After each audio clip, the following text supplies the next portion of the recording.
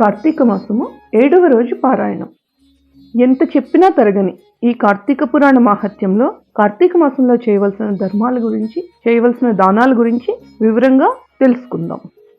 ఈ కార్తీక మాసంలో కన్యాదానము, ప్రాతస్నానములు, యోగ్యుడైన బ్రాహ్మణ బాలకునికి ఉపనయనం చేయించడం, విద్యాదానము, వస్త్రదానము ఇవన్నీ చాలా ప్రధానమైనవి. బ్రాహ్మణ కుమారునికి కార్తీక మాసంలో ఒడుగు చేయుటకై దక్షిణను సమర్పించడం వల్ల పూర్వజన్మ పాపాలు కూడా తొలగిపోతాయి. ఆ విధంగా తమ ధనంతో ఉపనయనం చేయించబడిన వటువు చేసే గాయత్రీ జపం వల్ల దాత యొక్క పంచమహాపాతకాలు నశించిపోతాయి. 100 రావి చెట్లు నాటించిన, 100 తోటలు వేయించిన, నూతులు దిగుడు బావులు నిర్మించిన, 10,000 చెరువులు తవ్వించిన వచ్చే పుణ్యం ఎంతై ఉంటుందో అది ఒక పేద బ్రాహ్మణ బాలునికి ఉపనయనం చేయించడం వల్ల కలిగే పుణ్యంలో 16వ వంతుకు కూడా సమానం కాదు. కార్తీకంలో ఉపనయనంకై ధనమును దానం చేసి తదుపరి వచ్చే మాఘమాసంలో గాని వైశాఖ మాసంలో గాని ఉపనయనం చేయించాలి. దీనివలన అనంతమైన పుణ్యం కలుగుతుంది. కార్తీక మాసంలో తమ ధనంతో ఒక బ్రాహ్మణునికి ఉపనయనంతో పాటు వివాహం కూడా చేయించడం వల్ల తత్పుణ్యం మరింతగా ఇనుమడిస్తుంది. కార్తీక మాసంలో కన్యాదానం చేసిన వారు స్వయంగా వారు తరించడమే కాకుండా వారి పితృదేవతలందరికీ కూడా బ్రహ్మలోక ప్రాప్తి కలుగుతుంది. ఇందుకు నిదర్శనమైన ఒక ఇతిహాసము చెబుతాను విను అని వశిష్ఠుడు సువీరుని కథ చెప్పడం మొదలుపెట్టాడు. పూర్వకాలంలో వంగదేశంలో దుర్మార్గుడైన సువీరుడనే రాజు, అతని భార్య ఉండేవారు. దైవవశం వలన సువీరుడు దాయాదులచే ఓడించబడి రాజ్యభ్రష్టుడై భార్యతో పాటుగా అడవులకి పారిపోయి కందమూలాలు తింటూ కాలం గడపసాగాడు. ఇలా ఉండగా కొంతకాలానికి సువీరుని భార్య గర్భవతి అయ్యింది. రాజు నర్మదా తీరంలో పర్ణశాలను నిర్మించాడు. ఆ పర్ణశాలలోనే అతనికి ఒక చక్కని కుమార్తె కలిగింది. సర్వ సంపదలు శత్రువులు పాలైపోవడం, తాము అడవుల పాలవడం, కందమూలాలతో బతుకుతున్న ఈ రోజుల్లో తమకు సంతానం కలగడం, పోషణకు చిల్లిగవ్వైనా లేని దరిద్రం, వీటన్నిటినీ పదే పదే తలుచుకుంటూ తను చేసిన కర్మల్ని నిందించుకుంటూ అతి కష్టం మీద ఆ బిడ్డను పెంచుకోసాగారు సువీరుని దంపతులు. కాలగమనంలో సువీరుని కూతురు చక్కగా ఎదిగి సుందరమైన కన్యగా పరిణమించింది. ఎంతో మనోహరంగా ఉన్న ఆమెను చూసి మోహితుడైన ఒక మునికుమారుడు ఆమెను తనకిచ్చి పెండ్లి చేయవలసిందిగా సువీరుని అడుగుతాడు. అందుకు ఆ రాజు, ఓ ఋషిపుత్ర, ప్రస్తుతము నేను ఘోరమైన దరిద్రంలో ఉన్నాను. కావున నేను కోరినంత ధనాన్ని నీవు నాకు కన్యాశుల్కంగా సమర్పించగలిగితే నా కూతుర్ని నీకిచ్చి పెళ్లి చేస్తాను అన్నాడు.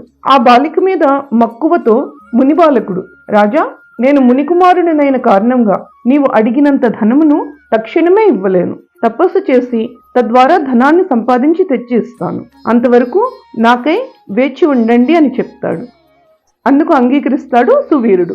అదే నర్మదా తీరంలో మునికుమారుడు తపస్సు చేసి తత్ఫలితంగా సువీరుడు కోరినంత ధనరాశిని సాధించి అది తెచ్చి సువీరునికి సమర్పిస్తాడు. ఆ సొమ్ముతో సంతృప్తి చెందిన రాజు తన కూతుర్ని మునికుమారునికి ఇచ్చి అరణ్యంలోనే కళ్యాణం జరిపిస్తాడు. ఆ విధంగా కన్యా విక్రయ ద్రవ్యంతో రాజు, అతని భార్య సుఖంగా ఉండసాగారు. తరువాతి కాలంలో సువీరుని భార్య మరలా గర్భిణి అయి మరొక ఆడపిల్లను కన్నది. అందుకు రాజు చాలా ఆనందిస్తాడు.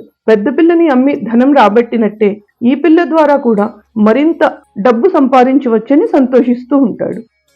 ఇదిలా ఉండగా ఒకానొక నాడు ఒక యతీశ్వరుడు నర్మదా స్నానానికై వచ్చి అక్కడ పర్ణశాలలో ఉన్న సువీరుని అతని కుటుంబాన్ని చూసి, ఓయి, ఈ అరణ్య ప్రాంతంలో కుటుంబ సమేతంగా ఉన్న నువ్వెవరివి అని అడుగుతాడు.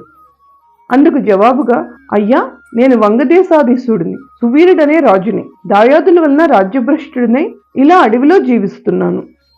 దరిద్రం కన్నా ఏడిపించేది, రాజ్యాన్ని పోగొట్టుకోవడం కన్నా పెద్దది అయిన దుఃఖం ఇంకేమీ ఉండదు. అది మీకు తెలిసినదే కదా. ప్రస్తుతం నేను ఆ విధమైన విచారాల వలన అమిత దుఃఖితుడినై ఈ విధంగా కందమూల భక్షణములతో ఈ అరణ్యమే శరణ్యంగా బతుకుతున్నాను. ఈ అరణ్యంలోనే నాకు ముందుగా ఒక కూతురు జన్మించింది. ఆమెను ఒక మునికుమారునికి విక్రయించి ఆ ధనముతో ప్రస్తుతానికి నేను సుఖంగానే బతుకుతున్నాను. ఇది నా 2వ కూతురు, ఈమె నా భార్య అని సువీరుడు సమాధానం ఇస్తాడు. సువీరుడు మాటలు వింటూనే ఆశ్చర్యపోయిన యతీంద్రుడు, ఓ రాజా, ఎంత పని చేశావు నీవు? మూర్ఖుడివై అగణితమైన పాపాన్ని పోగు చేసుకున్నావు. ఆడపిల్లని అమ్ముకుని ఇలా వచ్చే డబ్బుతో జీవించేవారు మరణానంతరం అసిపత్రం అనే నరకం పాలవుతారు. ఇంతకు ముందు అధ్యాయాల్లో మనం రౌరవాది నరకాలు, కుంభీపాకం అనే నరకం అని 2 విధాలైన నరకాల గురించి చెప్పుకున్నాం. ఇది 3వ విధమైనది. అసిపత్రం అనే నరకాన్ని పొందుతారు ఆడపిల్లని అమ్ముకున్నవారు. ఆ సొమ్ముతో దేవతలకి, ఋషులకి, పితృగణాలకు చేసిన అర్చన తర్పణాదుల వలన కూడా వారందరూ, ఆ దేవ ఋషి పిత్రాదులందరూ కూడా నరకాన్ని చవి చూస్తారు. అంతేకాకుండా ఈ ఆడపిల్లని అమ్ముకున్న కర్తకు జన్మ జన్మలకు కూడా పుత్ర సంతానము కలగకూడదు అని శపిస్తారు. ఇలా ఆడపిల్లని అమ్ముకుని జీవించడమే వృత్తిగా పెట్టుకున్న వాళ్ళు ఖచ్చితంగా రౌరవం అనే నరకంలో పడతారు. అన్ని విధాల పాపాలకు ఏదో ఒక రకమైన ప్రాయశ్చిత్తాలు ఉన్నాయి. కానీ ఈ కన్యాశుల్కము అనబడే ఆడపిల్లను అమ్ముకునే మహాపాపానికి మాత్రం ఏ శాస్త్రంలోనూ ఎటువంటి ప్రాయశ్చిత్తము లేదు.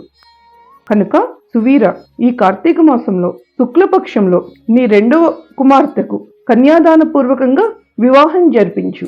అందువలన గంగాది సమస్త తీర్థాలలో స్నానాలు, దానాలు చేయడం వలన కలిగేంత పుణ్యాన్ని, అశ్వమేధాది యాగములు చేసిన వాళ్ళు పొందే సత్ఫలితాల్ని పొందుతావు అని హితబోధ చేశాడు. కానీ నీచబుద్ధితో ఉన్న ఆ సువీరుడు ఆ సజ్జన హితబోధని కొట్టిపారేస్తూ, పుట్టినందుకు అన్ని విధాలైన భోగాలతో ఈ శరీరాన్ని సంతృప్తిపరిచి సుఖించాలే గాని ధర్మం ధర్మం అని కూర్చుంటే ఎలాగా? అసలు ధర్మం ఏమిటి, దానం ఏమిటి, ఫలం ఏమిటి, పుణ్యలోకాలేమిటి, అవన్నీ నిజమని నేను ఎలా నమ్మాలి? పెద్ద పిల్ల విషయంలో కంటే ఎక్కువగా డబ్బు ఇచ్చిన వారికే చిన్నపిల్లని కూడా ఇచ్చి పెండ్లి చేసి నేను కోరుకునే సుఖభోగాలన్నిటినీ నేను అనుభవిస్తాను అని కసిరి కొట్టాడు. అంతటితో ఎంత హితవు చెప్పినా సువీరునిలో మార్పు రాకపోవడం చూసి అతని కర్మకి అతన్నే వదిలేసి యతీశ్వరుడు తన దారిని తాను వెళ్ళిపోయాడు. ఈ సువీరుని పూర్వీకులలో శృతకీర్తి అనే ఒక రాజు ఉండేవాడు. అతను సదాచారపరుడు, ధర్మాన్ని ఆశ్రయించి బతికేవాడు, శతాధికమైన అంటే 100 కన్నా ఎక్కువ యాగాల్ని చేసినవాడు. తను చేసిన పుణ్యకార్యాల వలన స్వర్గంలో ఇంద్రాది దేవతలందరి చేత గౌరవించబడుతూ సమస్త సుఖాలను అనుభవిస్తూ ఉండేవాడు. కొంతకాలానికి సువీరుడు మరణించాడు. సువీరుణ్ణి యమకింకర్లు యమలోకానికి తీసుకుని వెళ్ళాడు. సువీరునికి యముడు విధించిన శిక్షల కారణంగా యమదూతలు స్వర్గానికి వచ్చి అక్కడ సుఖిస్తున్న శృతకీర్తిని కూడా పాశబద్ధుని చేసి నరకానికి తీసుకువచ్చారు. తనని నరకానికి తీసుకురావడం చూసి ఆశ్చర్యపడిన శృతకీర్తి యమలోకం ముంగిట నిలబడి, స్వర్గంలో ఉన్న నన్ను ఇక్కడికి ఎందుకు రప్పించారు? నే చేసిన పాపం ఏమిటి అని ప్రశ్నిస్తాడు. దానికి సమవర్తి, శృతకీర్తి, నీవు పుణ్యాత్ముడివే, స్వర్గానికి అర్హుడివే. కానీ నీ వంశీకుడైన సువీరుడు అనేవాడు కన్యని విక్రయించాడు. అతను చేసిన మహాపాపం వలన అతని వంశీకులైన మీరందరూ కూడా నరకానికి రావాల్సి వచ్చింది. నేటికి సువీరుని 2వ కుమార్తె నర్మదా నదీ తీరాన గల పర్ణశాలలో తన తల్లితో కలిసి జీవిస్తూ ఉంది.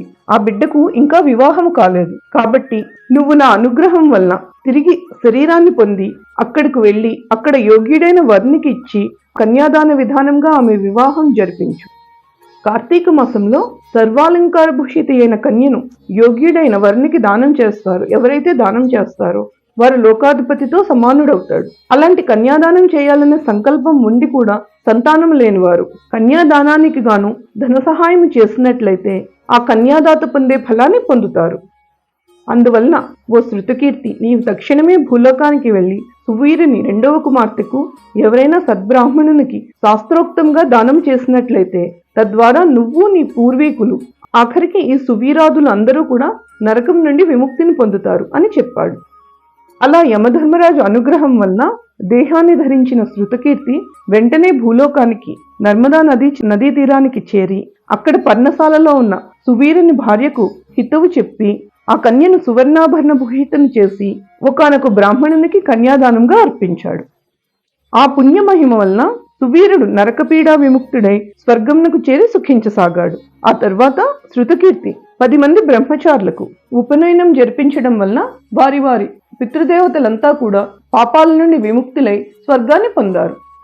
ఆ తర్వాత శృతకీర్తి కూడా యథాపూర్వకంగా స్వర్గాన్ని చేరి తన వారితో కలిసి సుఖించసాగాడు. అందువలన కార్తీక మాసంలో కన్యాదానం చేసేవాడు సర్వ పాపాలను నశింపచేసుకుంటాడు అనడంలో ఏమాత్రం సందేహం లేదు.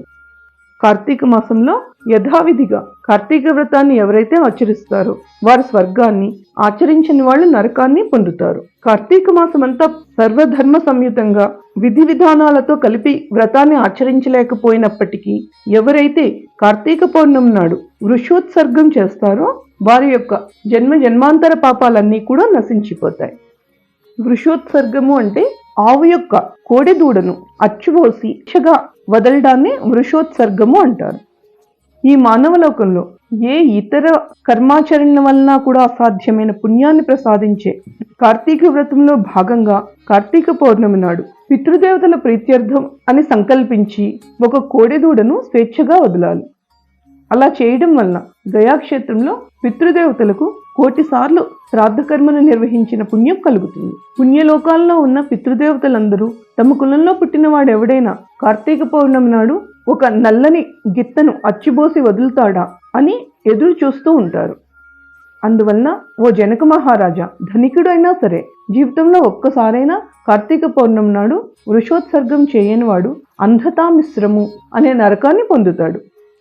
గయ్యలో శ్రాద్ధకర్మలను నిర్వహించడం వలన కానీ, ప్రతి సంవత్సరం క్రమం తప్పకుండా శ్రాద్ధకర్మ చేయడం వలన కానీ, తీర్థక్షేత్రాల్లో తర్పణం వలన కానీ దొరకనంత పుణ్యం ఈ వృషోత్సర్గం వలన పొందుతారు.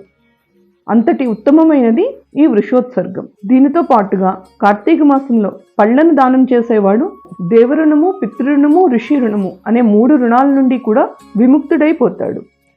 కార్తీక పౌర్ణమి నాడు లింగదానము సమస్త పాపహారకము, సమస్త పాపాల నుండి విముక్తుల్ని చేస్తుంది. ఈ దానం వలన ఈ జన్మలోనే అనేక భోగాలను అనుభవించి మరు జన్మలో చక్రవర్తిత్వాన్ని పొందుతారు.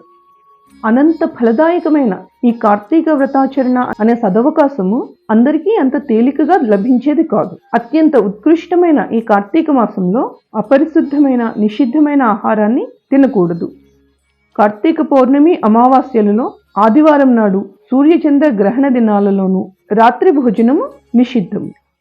ఈ నెలలో వచ్చే ఏకాదశి నాడు రాత్రింబవళ్ళు 2 పూటలా కూడా భోజనం చేయకూడదు. పరమ పవిత్రమైన ఈ మాసంలో పైన చెప్పిన నిషిద్ధ దినాల్లో భుజించే వారి పాపాలు విపరీతంగా పెరిగిపోతాయి. అలాగే కార్తీక మాసంలో పగటి నిద్ర, కంచు పాత్రలో భోజనము, నిషిద్ధ దినాలలో రాత్రి భోజనము, వేదశాస్త్ర నింద ఇవేవి జరపకూడదు.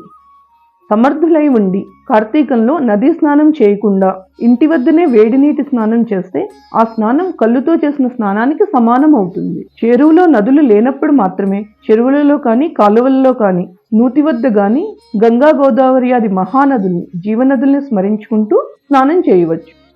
గంగానది స్మరణంతో ప్రాతస్నానం చేసి శ్రీహరిని ధ్యానించి విష్ణుగాథ పురాణాలన్నీ విని పగలు చేయవలసిన ఇలా అన్ని పనులు ముగించుకుని సాయంకాలం తిరిగి స్నానం చేసి పరమేశ్వరుని పూజించాలి.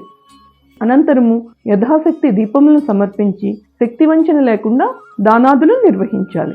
ఈ విధంగా కార్తీకం నెల రోజులు కూడా నక్తవ్రతాన్ని ఆచరించే వారికి 100 వాజపేయ యాగాలు, 1000 అశ్వమేధ యాగాలు చేసిన ఫలితాన్ని పొందుతారు. కార్తీక శుద్ధ చతుర్దశి నాడు చేసే తిలతర్పణం వలన పితృలోకం సర్వం తృప్తి చెందుతుంది. ఈ చతుర్దశి నాడు ఉపవాసం ఉండి శివారాధన చేసి నువ్వులు దానం చేసిన వాడు కైలాసానికి క్షేత్రాధిపతి అవుతాడు.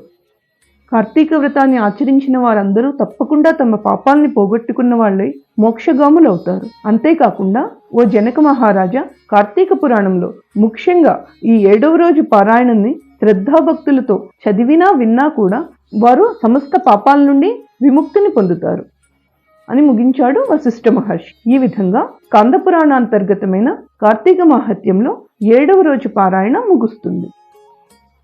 ఈ వీడియో ఇన్ఫర్మేటివ్గా అనిపిస్తే ఇలాంటి మరిన్ని వీడియోస్ కోసం సింపుల్ స్తోత్రాన్ని సబ్స్క్రైబ్ చేయండి.